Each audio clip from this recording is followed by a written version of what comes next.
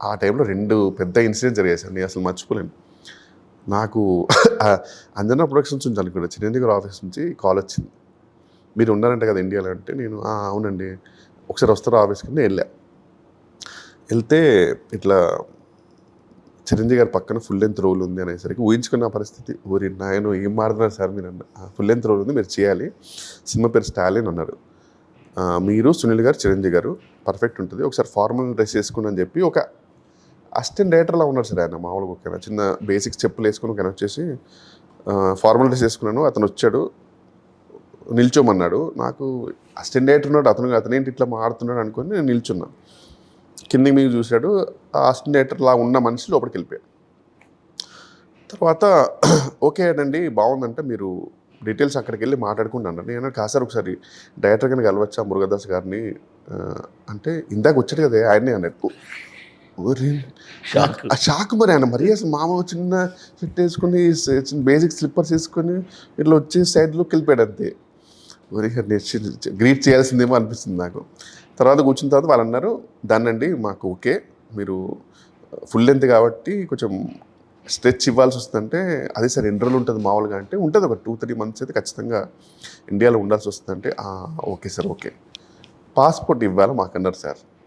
నాకప్పుడు tension sir, passport మరి నువ్వు మధ్యలో వెళ్ళిపోతే ఎట్లా అమెరికాకి, మా పరిస్థితి ఏంటి? పాస్పోర్ట్ యూనిట్ వాళ్ళే అదే మా ప్రొడక్షన్ మేనేజర్. ఓకే, ఏదన్నా పాస్పోర్ట్ అంటే సార్ నాకు టెన్షన్ సార్, నా జీవితం అదంటే లేదు పాస్పోర్ట్ ఇవ్వాలి బాబు, అట్లా కుదరదని చెప్పారు. నేను అప్పుడు ఇంటికి వెళ్ళి కొంచెం ఆలోచించి నేను వద్దండి, ఎవెన్చువల్గా అమెరికా అనేది చాలా ఇంపార్టెంట్, నా లైఫ్ అది, నా సోర్స్ ఆఫ్ ఇన్కమ్ కూడా అదే అని చెప్పి నేను చేయాల. ఆ తర్వాత ఒక ఇంకో పెద్ద సినిమా సార్ యాక్చువల్గా పవన్ కళ్యాణ్ గారి మూవీ అనుకుంటున్నా, వదిలేసుకున్నాను సార్ ఆ సినిమా.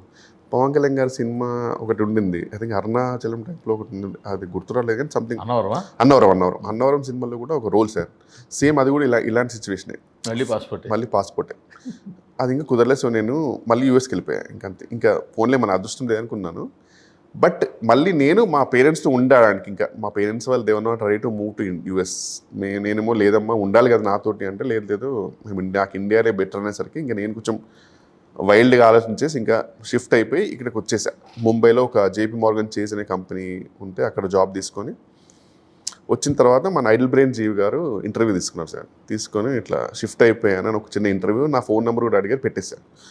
అప్పుడు యాక్చువల్గా నాకు కరెంట్ మూవీ, పాస్పోర్ట్తో సంబంధం లేకుండా సంపత్ నంది గారి సినిమా, సంపత్ నంది గారు కూడా బాగా రుణపడి ఉంటాయి యాక్చువల్లీ. ఆయన పాపం ఆయన కూడా నమ్మి నాకు వరుణ్ సతీష్ గారి మూవీలో ఆయన మంచి క్యారెక్టర్ ఇచ్చారు. కరెంట్ సినిమా, సుశాంత్ గారి సినిమా, అండ్ లైఫ్ లాంగ్ రుణపడి ఉండేది వీరుపోట్ల గారికి, సీనిమెట్ల గారికి, దేవకట్ట గారికి. ఎందుకంటే ఈ ముగ్గురు సార్ మేజర్.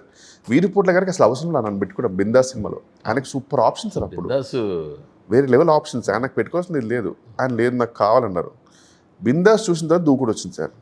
దూకుడుకైతే సీనిమెట్ల గారికి ఆయన పక్కనే 2-3 చెప్పారు, వద్దండి మనకు ఈ అబ్బాయి మెయిన్ థింగ్ తెలంగాణ యాక్సెంట్, మనకు కావాల్సింది కొంచెం ప్రాపర్ బ్రాహ్మణ్ టైప్ క్యారెక్టర్, బామ్మ టైప్.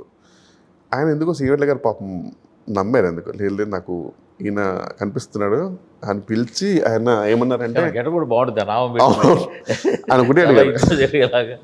ఒకటే అడిగారు, మహేష్ బాబు గారు పక్కన క్యారెక్టరు, మిగతా శ్రవణ్ వీళ్ళందరూ ఉన్నారు, అందరు ఫిట్ ఉంటారు, నువ్వు ఒక్కడు ఆడు ఉంటావు బాగోదు, చాలా షార్ట్స్ స్లో మోషన్ షార్ట్స్ ఉన్నాయి, నాకు కొంచెం నువ్వు తగ్గాలి ఖచ్చితంగా అని చెప్పారు.